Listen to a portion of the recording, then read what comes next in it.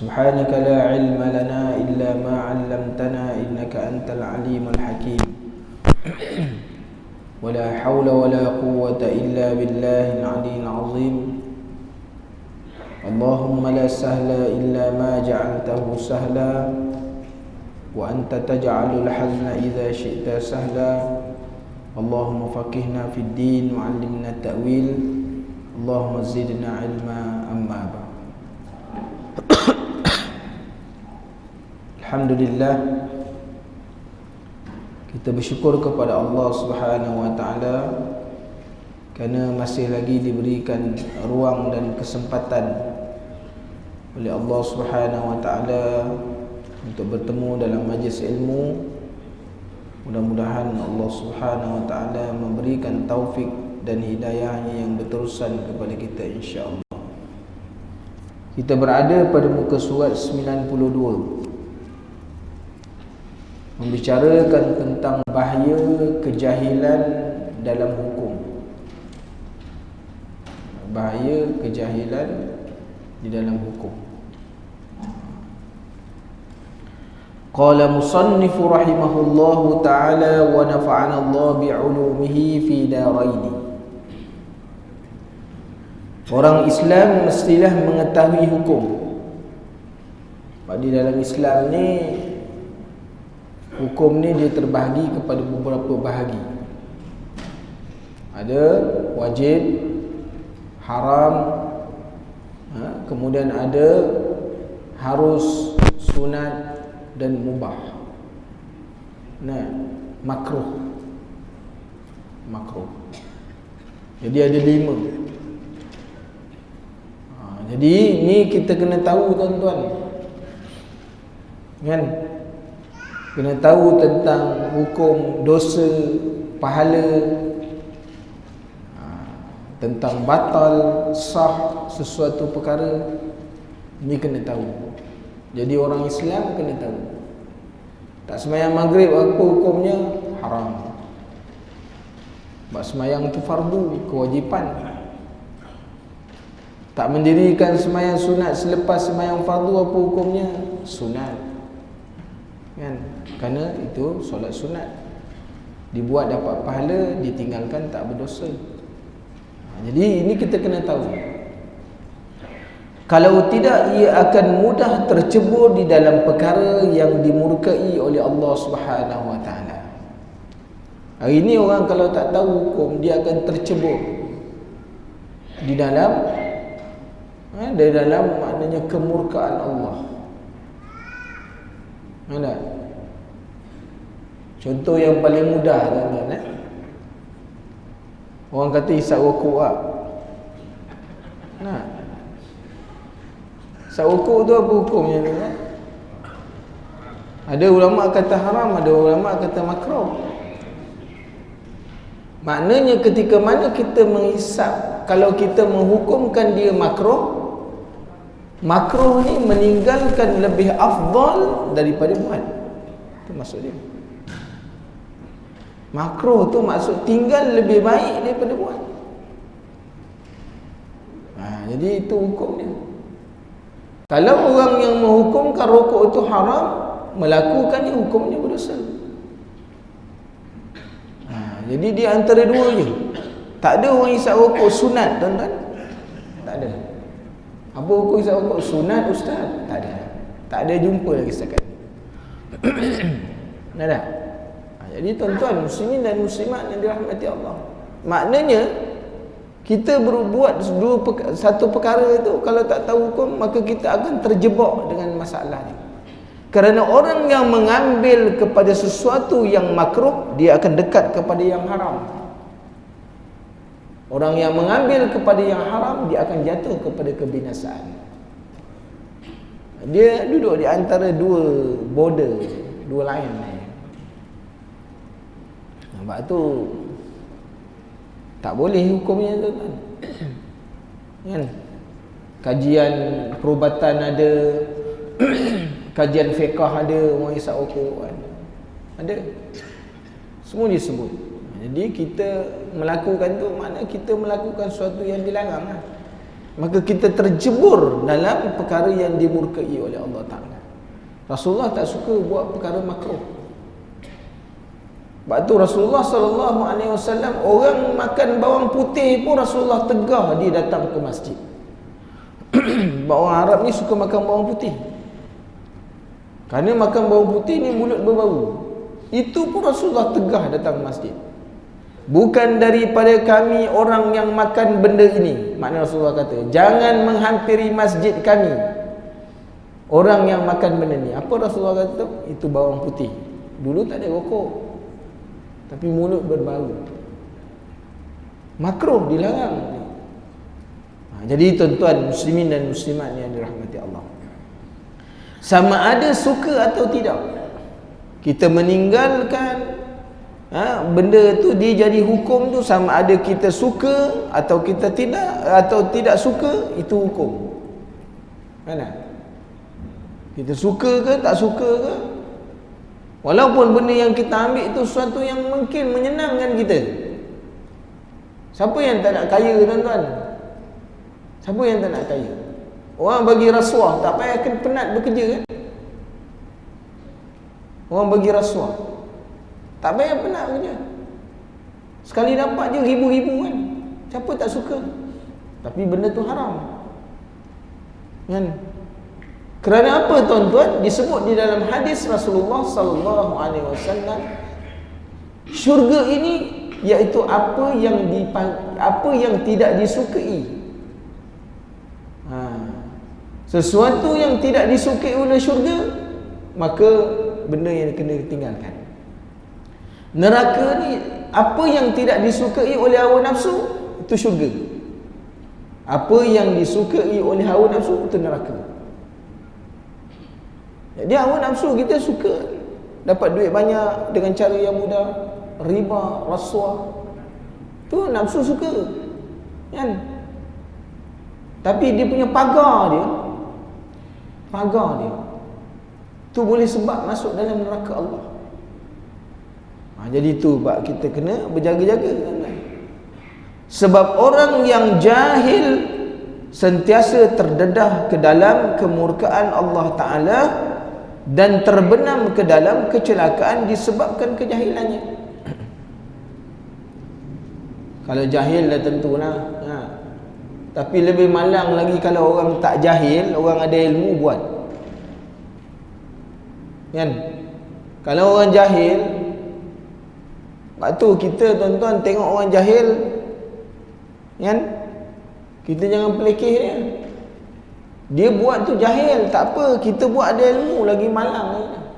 Kerana orang jahil, kalau dibuat satu perkara memang kerana kejahilan dia, 1000 tahun maknanya terkemudian masuk neraka. Tapi orang ada ilmu, kalau buat satu perkara yang dimurkai Allah Ta'ala, 500 tahun lebih awal masuk. Itu yang jadi malang kan? Orang jahil memang dah tentu dia jahil, dia 1000 tahun kemudian, sebab dia tak ada ilmu. Lebih malang kalau orang yang melakukan sesuatu yang dilarang oleh Allah Ta'ala dalam keadaan dia ada ilmu. Dia buat benda tu, dia ada ilmu. Itu sebabnya kita ni cerita balik pasal rokok tadi, bukan tak ada ilmu. Dia letak dekat kotak rokok tu yang berlubang dada kan, kena kanser, kena apa. Takkan tengok tu pun tak reti. Takkan tak reti. Kecuali orang buta kan? Kalau buat-buat buta tu memang jahil. Tuan-tuan muslimin dan muslimat yang dirahmati Allah, betapa tidak mungkin perkara wajib disangkakan haram dan yang dikatakan tidak wajib. Jadi orang akan, bila dia jahil ni, dia akan menganggapkan sesuatu yang haram tu halal. Sesuatu yang maknanya yang haram itu, sesuatu yang haram tadi jadi wajib. Jadi sebab kejahilan. Maka dia kata, manakala perkara haram dianggap wajib sebagai satu ketaatan sehingga dikatakan tidak haram. Zaman ni sekarang ni banyak orang tertukar. Kan? Banyak orang ditertukar dengan sebab kejahilan mereka ni suatu yang haram, dia kata bagus. Kan? Ini kemodenan. Kalau tutup aurat ni, pakai tudung ni, kolot ni, orang-orang ketinggalan zaman. Ni orang yang berpassion ni orang moden. Dia tak boleh nak bezakan mana satu yang jadi wajib, mana satu yang jadi haram. Sehingga dia keluar, dia memberikan alasan-alasan yang bahawa mempertahankan apa yang dia buat tu betul. Sebab apa? Lantaran kejahilan dia. Zaman sekarang ni banyak begitu, kan? Zaman sekarang ni banyak jadi begitu. Di situlah letaknya kemuncak bahaya dan mudarat yang tidak terhingga bagi orang-orang yang jahil. Ni nak cerita bab orang jahil lah tuan-tuan, kan?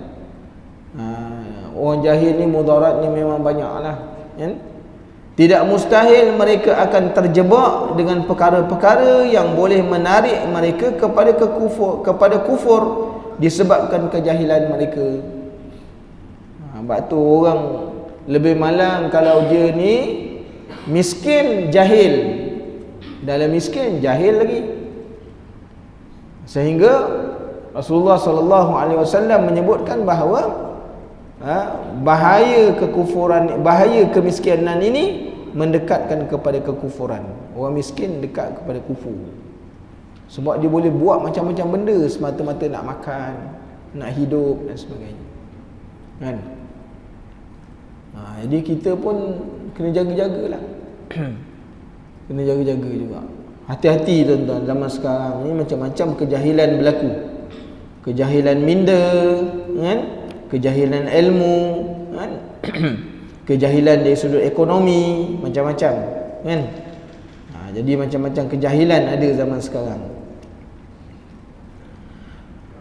Ataupun mungkin sekali perkara itu sendiri adalah kufur, sebagai mana ternyata dari hal dan keadaan mereka. Ataupun jika diperhatikan perbuatan dan percakapan mereka, Tuhan tidak akan menerima apapun alasan dari mereka ini di kemudian hari, kerana Allah Subhanahu wa taala telah memerintahkan supaya menuntut ilmu dan telah memudahkan cara-cara dan sebab-sebab untuk tujuan itu. Jadi di depan Allah Taala besok, orang jahil ni Allah Taala tak terima dia punya alasan. Allah Taala tak terima alasan orang jahil. Sebab apa? Allah Taala suruh menuntut ilmu. Hari ni tuan-tuan, orang menuntut ilmu ni, dia Allah Ta'ala mudahkan cara. Dulu orang menuntut ilmu kena jumpa dengan syekh, jalan meninggalkan kampung, meninggalkan bandar, meninggalkan negeri, kan? Datang daripada Syam, datang daripada Damsyik, daripada Kufah, daripada Iraq, datang tu menuntut ilmu tu. Daripada Madinah pergi ke Mesir tu 6 bulan perjalanan nak dengar satu hadis je. Dulu susah, kan? Dulu susah. Dia punya tariqah, maknanya jalan nak menuntut ilmu susah. Nak jumpa dengan syekh, Allah Ta'ala mudahkan urusan menuntut ilmu. Sekarang ada sekolah, ada universiti. Allah Ta'ala mudahkan urusan. Sekarang tak payah jumpa ulama'. Ulama' tulis kitab. Ni orang yang dah mati ni 1000 tahun lebih, tapi kita masih dapat ambil ilmu je. Allah Ta'ala mudahkan cara urusan untuk menuntut ilmu.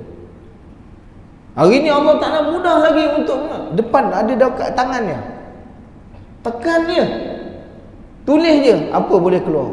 Maklumat kita tak semua boleh keluar. Maknanya menunjukkan besok di depan Allah Ta'ala manusia tidak boleh memukakan alasan, kerana Allah Ta'ala mudahkan kepada kita. Walaqad yassarnal Qur'ana lizzikri fahal min muddakir. Hari ni kalau orang beri alasan saya tak pandai baca Quran, Allah Ta'ala besok tak akan terima kita punya alasan. Sebab Allah Ta'ala sebut dalam Quran, aku mudahkan pada kamu Quran.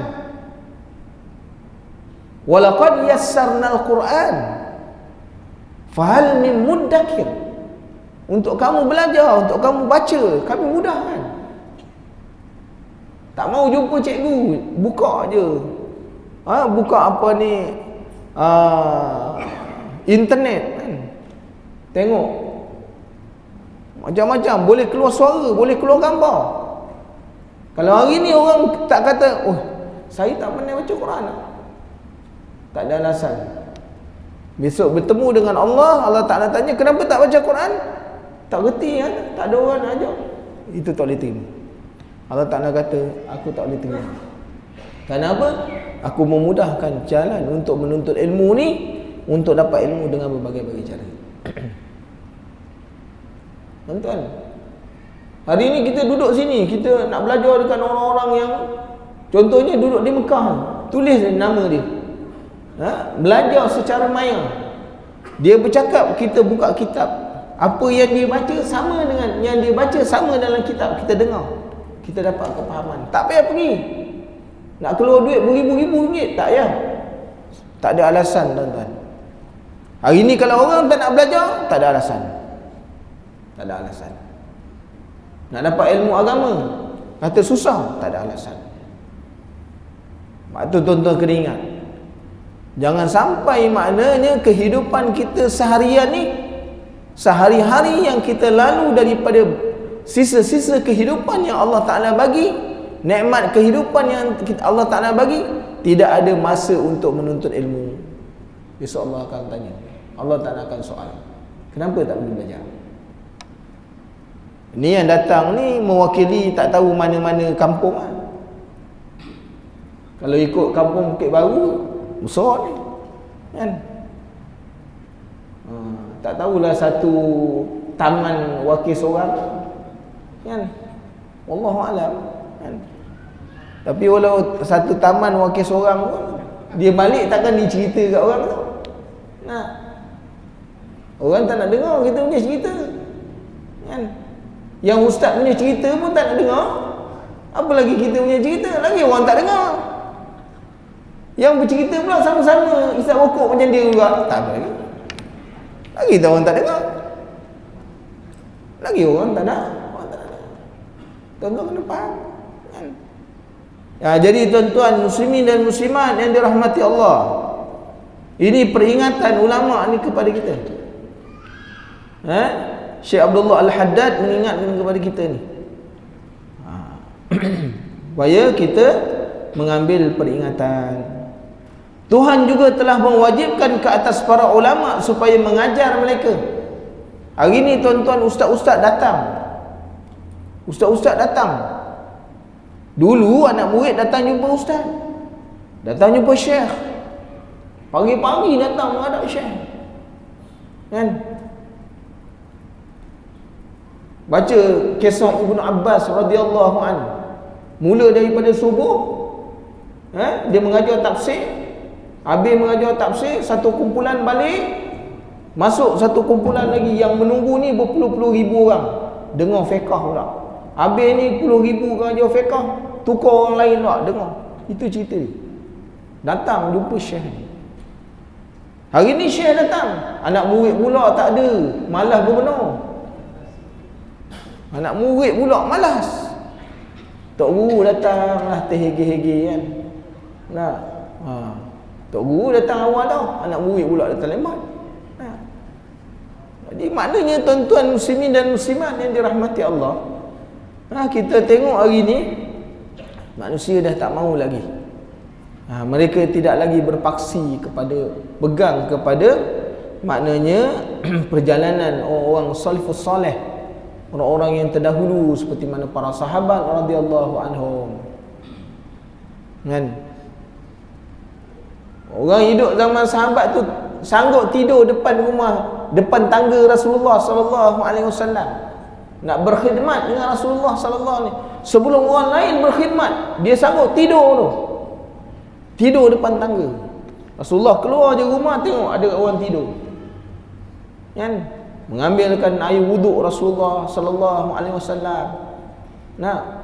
Kemudian Rasulullah kata minta, menuntut ilmu, pagi-pagi lagi dah tuan-tuan menuntut ilmu kan. Kita ni hanya dalam pokok sekitar 45 minit je. 45 minit antara maghrib dengan isyak. Kalau lebih kan sampai isyak kan, orang dah komplain kan. Hantar surat kat pengerusi, berhenti kala penceramah kan, asyik mengajar lepas isyak mengajar kan. Bukan selalu kan, bukan selalu. Jadi kekuatan kita tak seperti mana orang dulu. Itu pun kita tak boleh nak menginfakkan waktu kita dalam tempoh 40 minit. Yang datang pun tidur, menyandar tu cari tiang. Datang pun cari tiang, menyandar, lelap, tengok atas hitam dah. Tadi putih, tengok dah hitam. Masya Allah tuan-tuan, sebab tu kita kena muhasabah banyak-banyak di hujung-hujung tahun ni kan.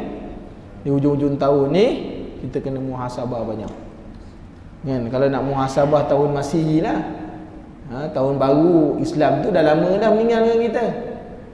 Kita dah zaman akhir kan, dah lama dah. Kita nak kata nak orang yang suka ikut makna muhasabah tahun Masihi, inilah masanya tuan-tuan muslimin dan muslimat yang dirahmati Allah.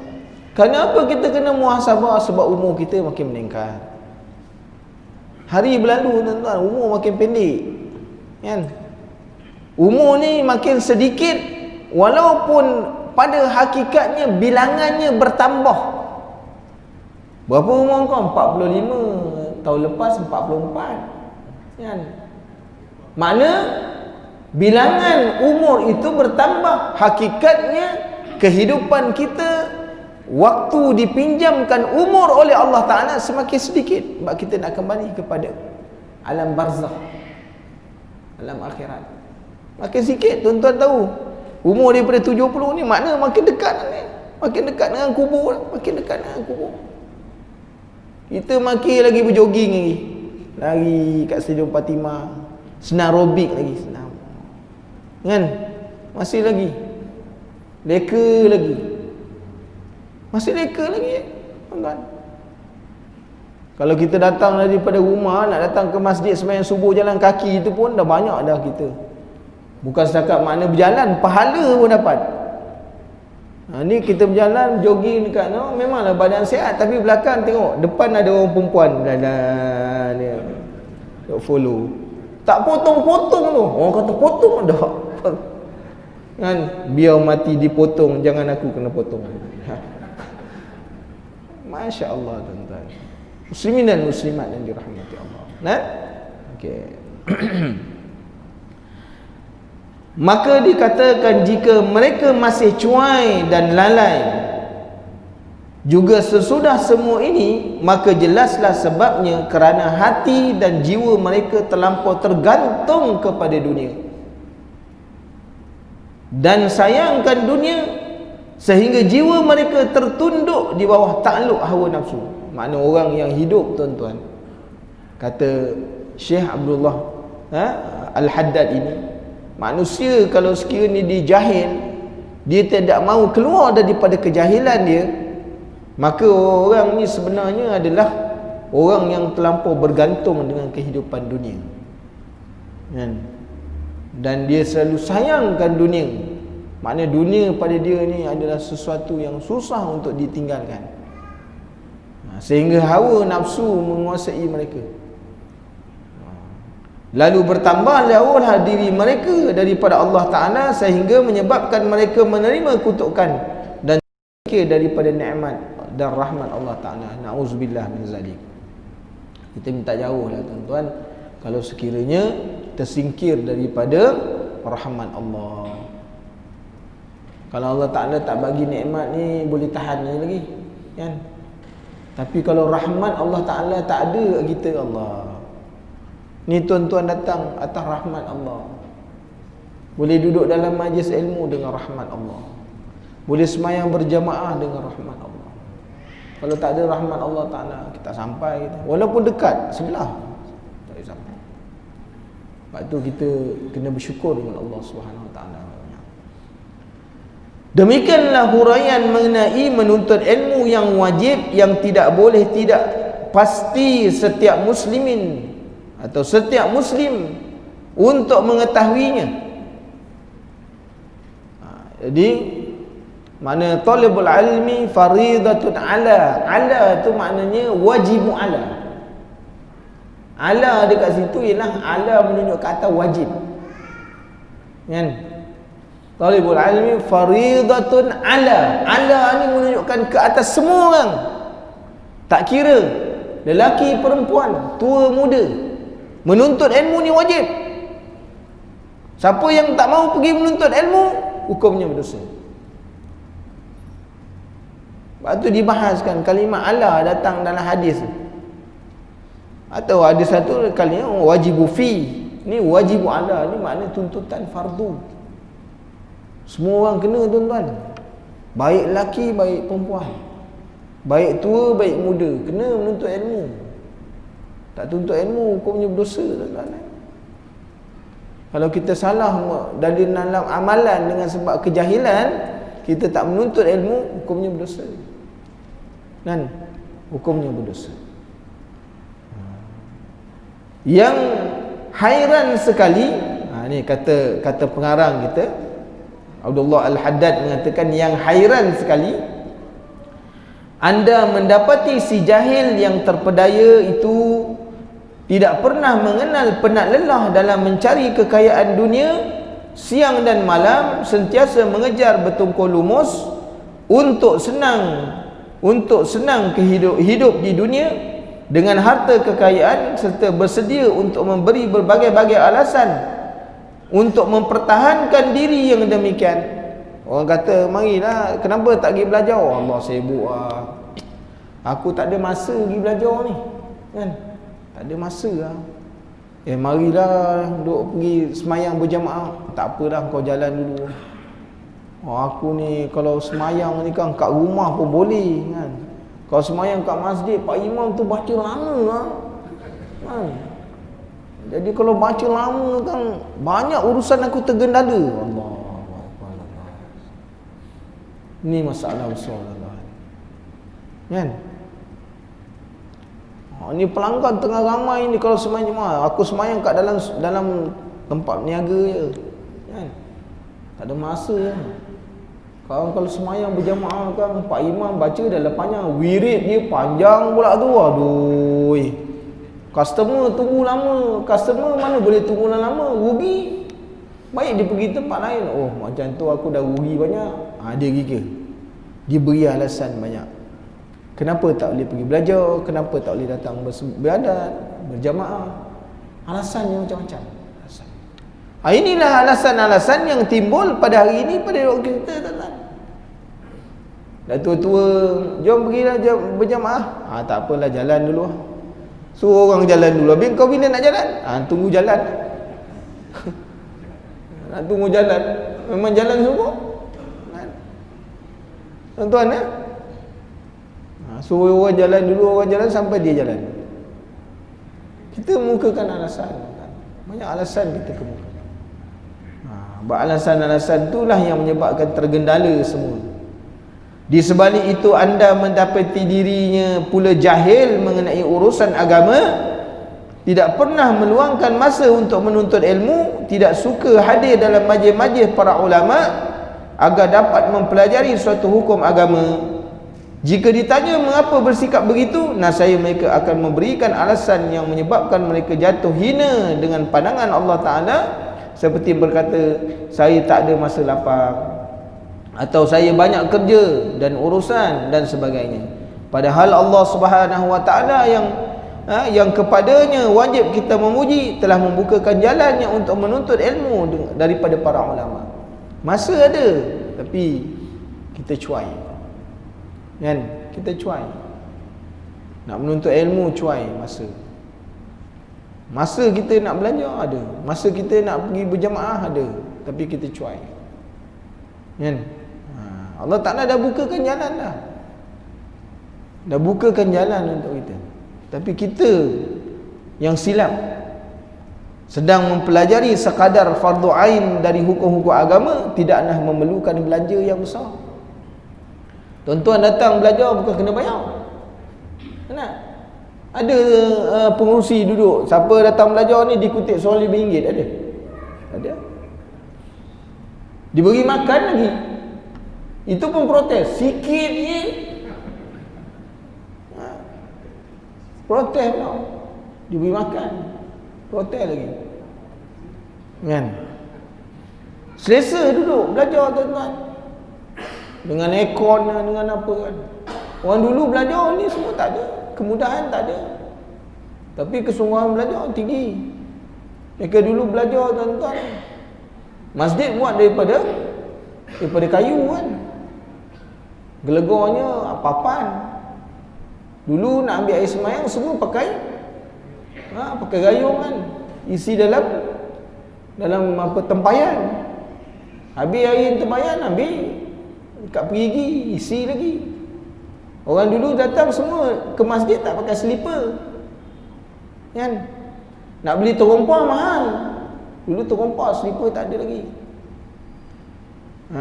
Semua jalan kaki dia tak beralas. Tapi semayang waktu belajar penuh. Mereka tak ada kitab, tapi mereka beramal. Hari ni kitab banyak, amal pula tak ada. Jadi berubah. Jadi tuan-tuan muslimin dan muslimat yang dirahmati Allah. Akan tetapi jika perkara itu dari urusan dunia, maka mereka untuk mendapatkan barang yang sedikit sahaja sudah perlu membayar belanja yang banyak. Kalau kita dalam bab dunia tuan-tuan, semua hari ni bab dunia, hendak semua kena bayar. Kita hendak hari ni bab dunia, nak rokok pun kena bayar. Nak pergi kedai minta rokok sebatang, agak dia bagi. Satu kotak rokok sekarang berapa? Siapa yang hisap rokok? Memang tak nak mengaku. RM15 lah. Lebih kurang. RM15 tuan-tuan. Sebatang tu dijual RM5. Sebatang. Kan? Kena bayar. Yang hisap benda tu boleh menyebabkan kita maut dengan takdir Allah, itu pun kena bayar. Mengaji ilmu tak kena bayar. Tuan-tuan datang, guru yang datang mengajar tuan-tuan. Tak kira lah siapa-siapa yang mengajar. Jadi tuan-tuan muslimin dan muslimat yang dirahmati Allah, ini yang persoalan yang kita nak berhadapan dengan Allah Subhanahu Wa Taala, yang kita nak jawab depan Allah Taala. Daripada usia, daripada nikmat-nikmat yang Allah Taala bagi, Allah Ta'ala akan tanya kepada kita. Di samping harus berusaha dengan susah payah dan bekerja dengan penat lelah, jelaslah si jahil itu tidak tertarik kepada urusan dunia kerana hatinya telah mati. Sebab itulah yang ia berani memperkecil-kecilkan urusan agama serta meringan-ringankan urusan akhirat. Ia melihat keperluannya untuk bata benda dunia itu sentiasa hadir, ada di hadapan mata mereka, di hadapan mata. Manakala keperluannya kepada ilmu agama masih jauh dan hampir-hampir tidak ada.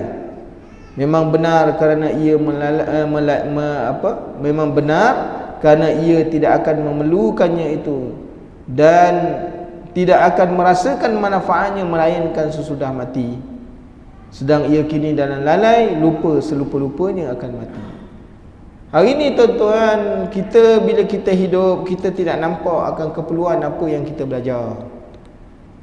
Tuan-tuan datang semayang, tuan-tuan tak nampak apa keperluan tuan-tuan datang semayang. Melainkan tuan-tuan tahu ini perintah. Kan? Tuan-tuan duduk dalam majlis ilmu, datang naik kenderaan, datang naik motosikal, datang berjalan kaki. Tuan-tuan tidak nampak itu keperluannya sekarang. Tuan-tuan tak nampak. Yang Rasulullah SAW menyebutkan, mana-mana orang yang berjalan untuk menuju mana-mana majlis ilmu Allah Ta'ala bagi kepada dia syurga, hari ni tuan-tuan tak nampak sebab syurga tak nampak depan tuan-tuan. Sebab kita tak nampak. Andai kata maknanya tuan-tuan datang daripada jauh, syurga tu nampak. Seperti mana kita pergi menunaikan haji atau umrah, kita masuk dalam Masjidil Haram, kita nampak Kaabah, Kalau kita nampak begitu keadaannya, memang ramai orang akan datang. Hari ni tuan-tuan datang, tuan-tuan tak nampak mana ada syurga. Mana syurga? Tapi gunanya bukan hari ini. Besok ni gunanya setelah kita kembali kepada Allah Subhanahu Wa Taala. Dia punya implikasinya, kesannya ialah selepas mati. Kita datang berjamaah, kita berzikir. Kita zikir dapat apa? Nak? Tuan-tuan duk berzikir subhanallah, subhanallah. Memang Allah Taala sebut dia, Rasulullah sebut dalam hadis kelebihan subhanallah. Kan? Memberatkan timbangan dan sebagainya.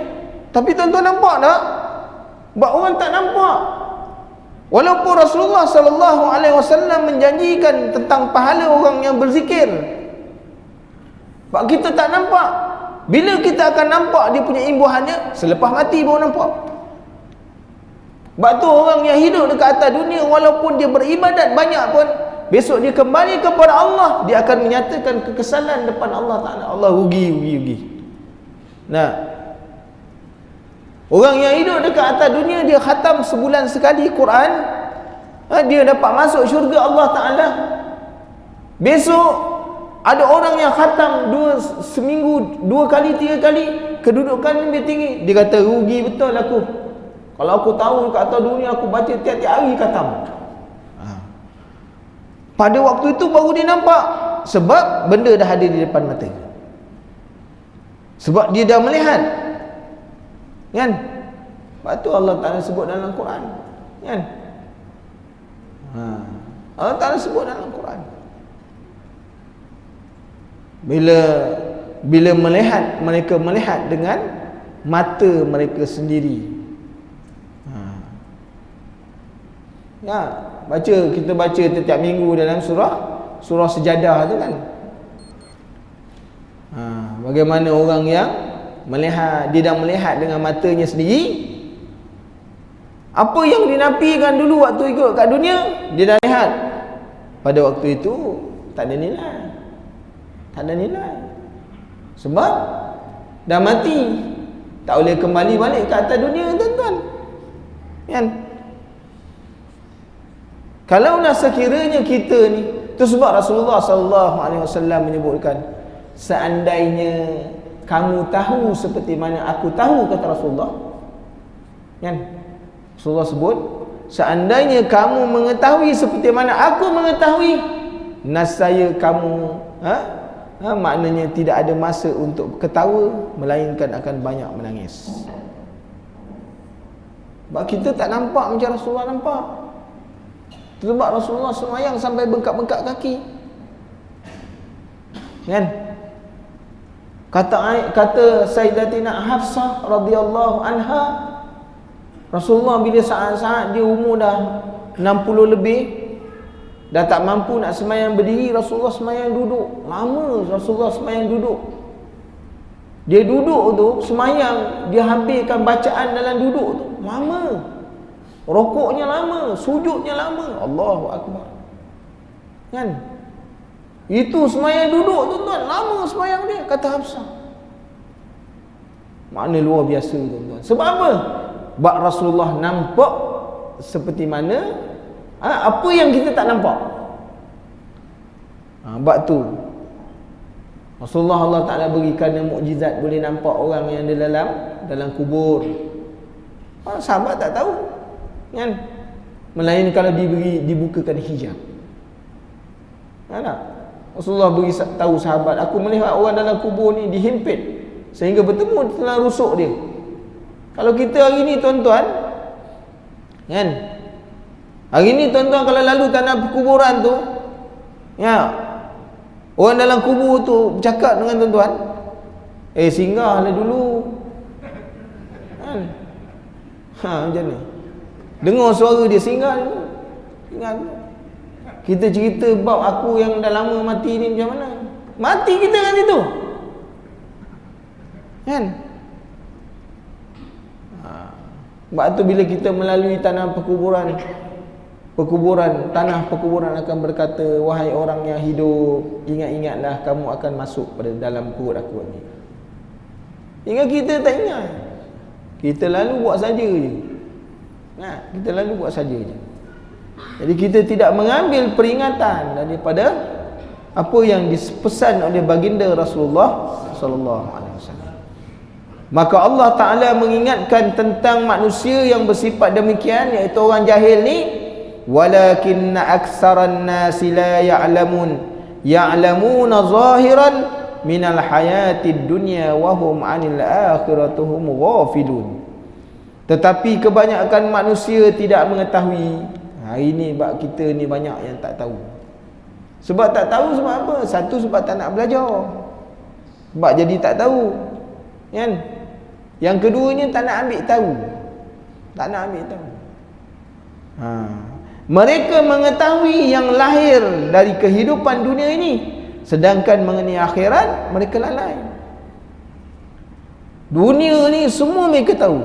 Sebut je apa negara, semua tahu. Kan? Tempat yang tak pernah sampai pun dia tahu. Sebab dia ada maklumat banyak.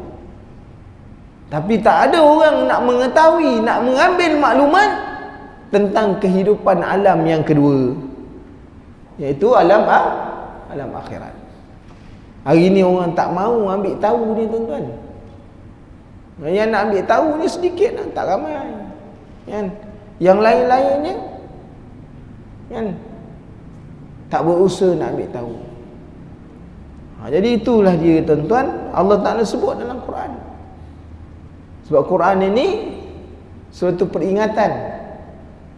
Allah Ta'ala sebut apa? Basyiran wa nazira, memberikan khabar gembira dan khabar yang menakutkan, peringatan yang menakutkan. Maka berkata Hasan Al-Basri, oleh kerana terkumpul kenal benar, terlampau kenal benar akan dunia dan urusannya, seorang boleh menerka berapa beratnya satu dirham tanpa melihat. Itu kata Hasan Al-Basri. Manusia ni bila dia terlampau maknanya mengenal akan dunia dan urusannya, sampai duit satu dirham pun dia boleh tahu ni berat berapa, walaupun belum timbang. Sebab terlalu excellent, terlalu mahir dengan dunia. Seorang itu boleh menerka, tetapi jika ditanya tentang syarat-syarat bersuci sembahyang, dia akan mengelengkan kepala kerana tak tahu.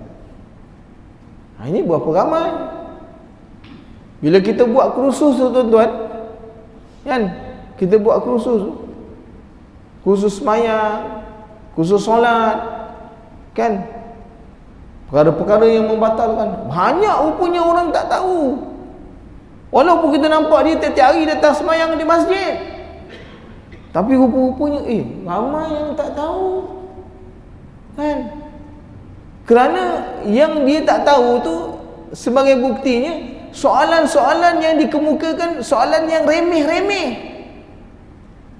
yang orang kata budak-budak darjah 1 pun boleh jawab. Nah, dia remeh. Tanya bab bersuci, kan, macam mana nak basuh, maknanya najis mughalazah, nak basuh najis mutawassitah, kalau kena pada pakaian, kan. Beli kereta, tuan-tuan, beli kereta milik orang Cina punya, kan, beli dekat Yuska, dia samak sampai satu kereta, tak mahu kau. Siapa suruh sama? Benda yang tak nampak buat apa? Kan? Walaupun kereta tu pemiliknya, ownernya orang Cina, kita beli rumah contohnya, rumah tu orang Cina punya, dia pergi samak satu rumah. Aduh, maut. Kan? Kan? Tak suruh begitu. Kita tak suruh begitu. Islam tak suruh begitu. Kecuali pada tempat-tempat yang kita yakini, yang diyakini. Kalau contohnya dalam rumah dia dulu ni memang orang ni meniaga piara anjing, tempat-tempat yang diyakini, barulah kita sama. Dia sertu kan, ini satu rumah banyak selut dia nak bawa tu, banyak tu. Sebab apa? Kejahilan. Beli kereta kau pergi samak buat apa? Hancur lah kereta. Kan? Cushion pula jenis fabric. Samak pula, hancur, kerah pula tempat duduk dia. Buat penuh dengan tanah. Siapa suruh samak? Sebab apa tuan-tuan? Jahil. Sebab jahil dia. Sebab jahil dah berlaku. Kan? Itu benda-benda yang dalam kehidupan ni, masalah solat, masalah semayang, mandi hadas, ya, tak selesai. Masalah istinja, tak selesai. Benda yang kita keperluan dalam hidup. Kesimpulannya bahawa kejahilan itu adalah pokok segala kecelakaan dan bala, baik di dunia maupun di akhirat. Andai kata musuh-musuh si jahil itu berkumpul untuk mencelakakannya, tidak sama bahayanya seperti si jahil itu membahayakan dirinya sendiri. Orang jahil untuk dirinya sendiri tak ada apa masalah, sebab memang dia dah bodoh dah jahil dah, kan? Dia tak sama tu. Makna musuh ni kalau dengan orang jahil, dia musnahkan orang jahil, buat apa? Apa faedah dia dapat? Orang jahil pada dirinya, dia jahil, dia tak ada apa benda, tak ada apa nilai. Kalau kita jumpa orang jahil, kita pergi musnahkan dia, tak ada apa makna. Sebab dia memang dah jahil. Engkau buat apa-apa pun dia tak ada faedah. Tu orang yang pergi dicolek tu sebab apa? Dia banyak duit. Sebab tu orang colek dia. Orang tak ada duit kau pergi colek, buat apa? Hampah. Buat apa? Nah, buat apa kita colek orang yang tak ada duit? Orang miskin colek, buat benda? Kita letakkan tebusan 1 juta, sampai mati pun tak dapat, kan? Bukan kata 1 juta, rupi pun tak dapat. Rupi, kan? Cuba makna culik orang ada harta, itu baru ada manfaat. Maknanya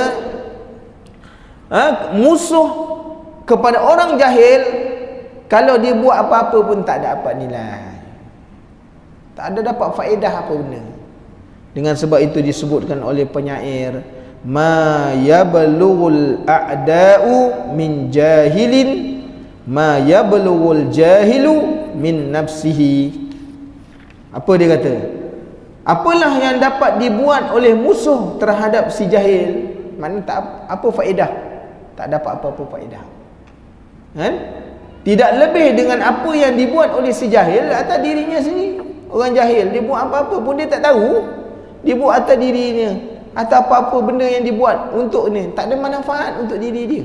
Dia buat, kadang-kadang kita tengok apa dah orang ni buat, kan? Macam orang bodoh. Memang dia dah bodoh dah, kan? Memang dia dah bodoh. Dia buat tu nampak macam perkara pada dia tu, oh memang excellent lah tu. Tapi orang yang ada ilmu tengok, alamak, apa benda yang kau buat ni macam orang bodoh. Nak cakap, jangan cakap macam dia, memang dia dah bodoh dah. Tak ada makna kau cakap macam dia, sebab dia bodoh. Pada dia tu paling hebat dah tu. Jadi tuan-tuan, ini peringatan, maknanya penyair. Dan satu lagi peringatan dia apa? Wa fil jahli qabla al-mauti mautun li ahli fa'ajsaduhum qabla al-quburi quburu. Si jahil itu telah pun mati meskipun ajalnya belum sampai menjemput dia. Ini umpama tuan-tuan. Itu sebabnya orang isap dadah nak, dia tu mati sebelum mati menjemput dia, tak ada nilai. Kau nak guna dia tak boleh, kan? Nak guna dia tu tak boleh. Jadi masalah hari bermasalah. Nak ambil manfaat orang ni, dia tak boleh ambil manfaat. Kat kampung saya tuan-tuan, sekarang ni ramailah doktor, kan? Doktor ramai. Dulu doktor kebal basikal, motor. Sekarang ni jangan nampak pokok kelapa je, besok tengok tinggal pelepah je. Tuan-tuan, kan? Pantang buat benda ada nilai. Kita ingat dia nak ambil yang tua-tua, dia ambil yang muda, kan? Kita kata Hafsah ambil yang muda. Yang muda lagi mahal bang. Air kelapa muda. Nah, lagi bijak dia tuan-tuan, tapi bijak untuk dunia dia. Nah, dia asal dapat menghisap tu habis cerita. Jadi dengan sebab itu disebutkan oleh penyair bahawa si jahil itu mati meskipun ajal belum sampai. Nah, dia mati dah.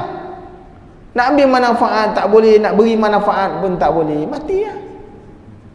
Kemudian tubuhnya itu kubur meskipun belum dikuburkan.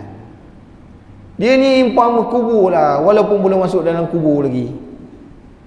Jadi ini peringatan penyair kepada kita supaya kita mengambil ingatan kan. Maka dia kata kejahilan yang tercela pada umumnya ialah apabila seorang itu jahil terhadap kewajipan-kewajipan perintah Allah. Ni kalau jahil bab dunia tak ada masalah tuan-tuan.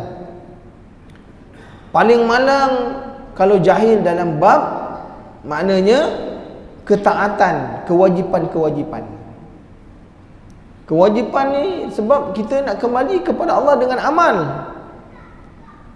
Jadi kalau kita jahil dengan sesuatu amal yang kita nak buat, maka tak ada nilai. Jadi dengan sebab itu lebih malang. Maka dia kata awaslah wahai saudara-saudaraku sekalian, jangan sampai jadi jahil macam itu sekali. Selamatkanlah dirimu daripada belenggu kejahilan kepada cahaya ilmu pengetahuan.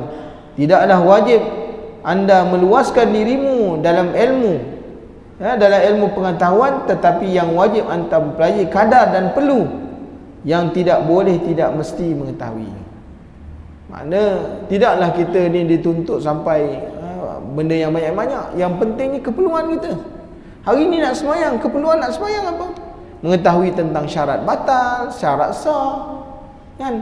Kalau ini pun semua tak tahu, macam mana kita sembahyang? Nah, kita nak ibadat, kita nak baca Quran. Apa keperluan kita nak baca? Kita baca Quran bukan nak jadi qari, menang musabaqah. Kalau orang yang menang musabaqah nak masuk pertandingan tu, dia dah satu bab yang lain. Kita baca Quran tuan-tuan supaya terhindar daripada kesalahan, supaya baca jangan salah dari segi sebutan, salah dari segi baris, salah dari segi huruf, kan? Yang boleh merubah makna. Kita belajar, tujuannya nak sampai macam tu je, supaya kita boleh baca Quran dengan baik. Cuba kita baca Quran tak belajar langsung. Tak? Tuan-tuan pergi negara Arab, bukan semua orang Arab boleh baca Quran. Kan? Bukan semua. Ada yang tak boleh baca Quran walaupun hurufnya huruf Arabi. Dia tak boleh baca Quran. Sebab tu tuan-tuan, kita belajar tu kerana nak ada keperluan dia.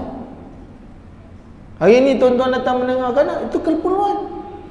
Supaya kita hidup terbatas, ada landasan, ada benda yang boleh mengingatkan kita kalau kita nak buat satu perkara, ni salah, ni betul, ni salah, ni betul. Ada panduan.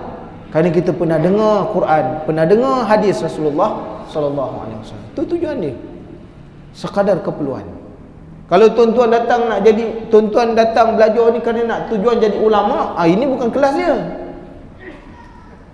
Kalau tujuan nak jadi ulama, nak jadi orang alim, nak jadi syekh, ini bukan kelas dia. Tuan-tuan kena masuk kelas lain. Kan? Itu tuan-tuan kena belajar ilmu-ilmu alat. Ini tuan-tuan tak belajar ilmu alat tak apa. Dengar je. Dah sudah ustaz? Dah, balik. Nah, tak payah ilmu alat. Kan? Tuan-tuan datang di sini tak kerti membaca pun tak apa, tuan-tuan dengar je. Dah. Tapi kalau nak jadi orang alim, ini bukan tempat dia. Sebab itu dah melebihi daripada keperluan. Ini kalau setakat keperluan kita ni memadai. Jadi tuan-tuan muslimin dan muslimat yang dirahmati Allah, duduk supaya kita faham, keluar daripada kejahilan. InsyaAllah panjang umur kita bersemu lagi. Wajib mengajar anak isteri kepada agama.